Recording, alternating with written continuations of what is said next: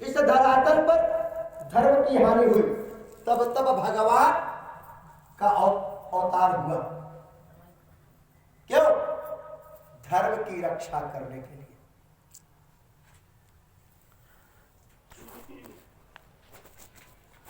एक कृपा निधान दयालु महाराज आपको हमको रक्षा करने के लिए इस पृथ्वी पर अवतार लिए, और हम और आप क्या स्वीकार कर रहे हैं? तो राक्षसी प्रवृत्ति को। मानव रूप में हम राक्षस हो गए।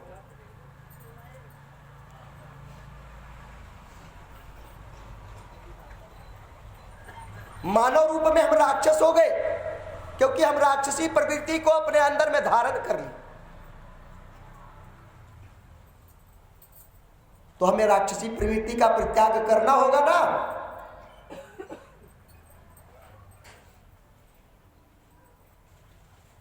अबे जो माताएं, बहनें, भाई, बंधु, बच्चियां जो भी बैठे हैं, हम क्या करेंगे? धर्म का आचरण। मांसाहारी भोज्य, जो मांसाहारी भोजन है, इस संकल्प ले मानव जाति हम मांसाहार करने के लिए उत्पन्न नहीं हुए। हम किस लिए हुए? तो सदाचार करने के लिए। मरे हुए चीज का भक्षण कर रहे हैं। उस उपाध्य है, चावल रोटी खा रहे हो, पच नहीं रहा, मरे हुए चीज को खा रहे हैं तो सुपाच्य होगी, पचेगा। जब उस राक्षसी प्रवृत्ति वाले भोजन को करेंगे तो हमारी मन बुद्धि, मेरे बाल बच्चों की बुद्धि कैसी होगी? राक्षसों की जैसी। तब आप कहेंगे कि मेरा पुत्र नहीं कर रहा है, मेरी पुत्री नहीं कर रही है, तो आपने उसके अंदर में समावेश जहर पिलाया है उसको। तो जहर का प्रभाव क्या होता है? जहर क्या करेगा? आपको मारेगा। आजकल जो नहीं पीने वाला भी है जहर, वो भी वो सही काम कर रहा है। वैसा प्रवृत्ति आपने दिया। आपको मैया कहे ना कि आप उस ढंग का उसको प्रादुर्भाव नहीं दिया। प्रादुर्भाव दी होती तो आज आपके साथ, मेरे साथ, इस संसार के साथ कभी कुछ नहीं होता। आपके गर्भ में भी राम सीता उत्पन्न होंगे, वैसी आचरण करेंगे। तो आपने उस वक्त क्या किया? तो कामी पुरुष के रूप में अख्तियार किया। गर्भ धारण करने का भी समय सीमा आज इस भारतवर्ष में क्या राम और कृष्ण पैदा नहीं हो रहे हैं क्या? ये वीरों से भूमि कभी खाली नहीं हुई और न होगी। ये वीरों की भूमि है, भगवानों की भूमि है, देवताओं की भूमि है। और केवल पुरुष नहीं, स्त्रियां भी यहां वीरांगना हुई, यहां सती भी उत्पन्न हुई, और यहां पे दिव्य शक्तियां भी जन्मी। तो आपने कभी चेष्टा नहीं की कि दिव्य शक्तियां मेरे गृह में पैदा हो, इसलिए कि काम वासना के शिकार थे। धर्म को समझा नहीं। जो जो धर्म को समझा, आज उसके बाल बच्चे, उसका परिवार धर्मानुकूल रास्ते पे चला, गलत चीज का सेवन नहीं किया, किसी चीज की समय सीमा के अनुसार चला, तो आज उसके भी यहां भी राम कृष्ण पैदा हुआ।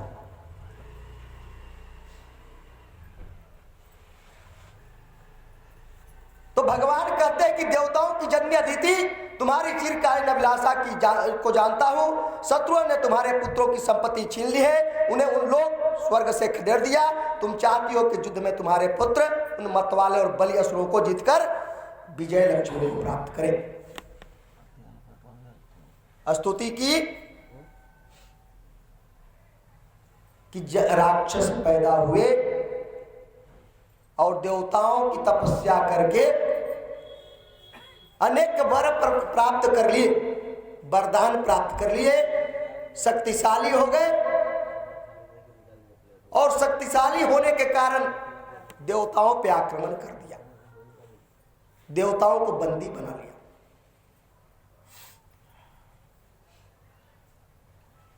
इससे संपूर्ण सृष्टि और देवलोक भी त्राहिमाम करने लगा। और इसके लिए अदिति मैया तपस्या की और परमात्मा को आना पड़ा। परमात्मा आए और कह रहे हैं कि तुम्हारी इच्छा जो है वह मैं पूर्ण करने आया। अब राक्षसों की उल्टी गिनती शुरू हो गई, क्योंकि मैं तुम्हारे पास इसलिए आया हूं कि संपूर्ण राक्षसों को संहार करूंगा। अब तुम्हारी मन में जो अभिलाषा है वो वर मांग लो।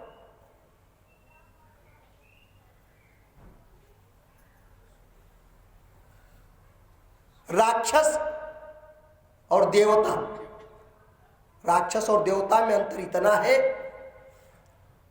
अगर एक जगह अमृत की बाल्टी रख दी जाए और एक जगह मदिरा पान की, तो देवता स्वरूप जो होगा वो क्या पान करेगा? अमृत। और राक्षस प्रवृत्ति वाला क्या?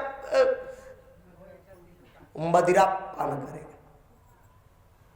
तो किसको किसको अमृतत्व की जरूरत है? इसमें बैठे हुए किसको अमृतत्व चाहिए और किसको किसको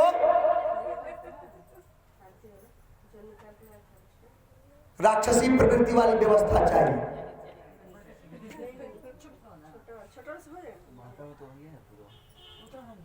बोलिए गोविंद भगवान की। कृपया बात न करें, इशारा से काम करें, उठ के जाए। तो कहती है कि तुम्हारी इच्छा यह है कि तुम्हारी इंद्रादि पुत्र जब शत्रुओं ने मार डाले तब उनकी रोती हुई चीख और पुकार जो है, जो इंद्र भगवान है, इंद्र की सत्ता को छीन लिया गया और चीखते पुकारते वे इंद्रादि देवता तुम्हारे पास आए हैं और तुम इसीलिए हे माता मेरी तपस्या की, इसलिए मैं इस धर्म स्थापना के लिए आया। मैं तुझे हे मैया तुम्हें वरदान देने आया धर्म की स्थापना के लिए। इंद्रादि का राज जब छीन भिन्न हो जाए, जब जब धर्म पे चलने वाले राजा आए तो धर्म का संसार बढ़ा, और जब जब अधर्म के राजा राज करने आए तो ये भारत भूमि करुण विलाप करने लगी।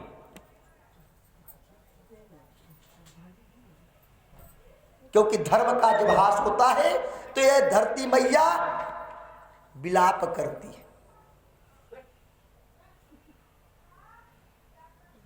उस धरती मैया का हम नमन भी नहीं करते, क्योंकि हमारे अंदर में राक्षसी प्रवृत्ति भरी।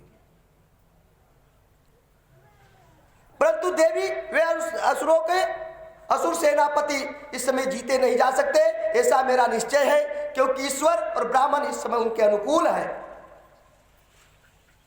ये राक्षस जब जब उत्पन्न हुए तो ब्राह्मण, उसके बाद तपस्वी सप्त ऋषि लोगों को संहार किया।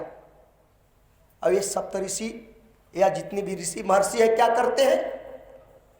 किसके लिए काम करते हैं? उनकी क्या चाहना है? उनको कोई गाड़ी चाहिए, कोई धन संपत्ति चाहिए। ये ऋषि महर्षि हमारा वो आपका कल्याण के लिए इस संसार में आते हैं, यज्ञ करते हैं और यज्ञ से पुण्य अर्जन करते हैं और पुण्य अर्जन से अनेक शस्त्रों का निर्माण किया, इसलिए कि जिससे असुरों का संहार। बोलिए सप्तर्षि भगवान की। हम सब भगवान के संतान हैं और सप्तर्षि महाराज भी ब्रह्मा के मुख से उत्पन्न हुए और तपस्या के द्वारा मानव कल्याण कर रहे हैं। तो जब राक्षसों का व्यवस्था आया, जब राक्षस इंद्रादि आसन पर विराजमान हुए,